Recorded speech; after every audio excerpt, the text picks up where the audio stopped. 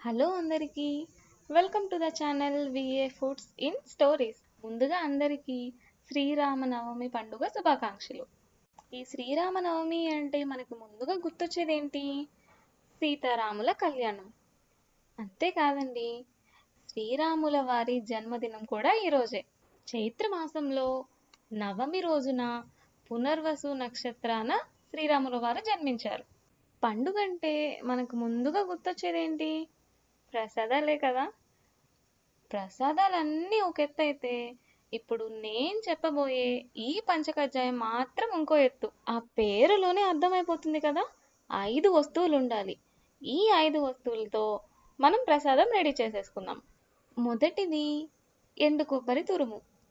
చాలా సన్నగా తురుముకోవాలి. లావుగా ఉంటే రుచి ఉండదు, చూడటానికి కూడా బాగుండదు. రెండవది చక్కెర. ప్రసాదం కదా, రుచి చూడలేను. సుమారుగా నేను ఒక గుప్పెడు చక్కెర తీసుకున్నాను. మూడవది గసాలు. కొంచెం తీసుకున్నాను, ఎక్కువ మోతాదులో తీసుకోవద్దు, మళ్ళీ చేదొచ్చేస్తుంది. నాలుగవది యాలకులు. ఇక్కడ నేను 2 యాలకులు తీసుకున్నాను. ఇక చివరిది 5వది మనందరికీ చాలా ఇష్టమైన ఐటెం డ్రై ఫ్రూట్స్. ఇక్కడ నేను జీడిపప్పు, బాదం పప్పు, ద్రాక్ష, ఇంకా pumpkin seeds, Musk melon seeds, sunflower seeds కూడా యాడ్ చేస్తున్నాను. ఇదైతే ఆప్షనల్ అండి.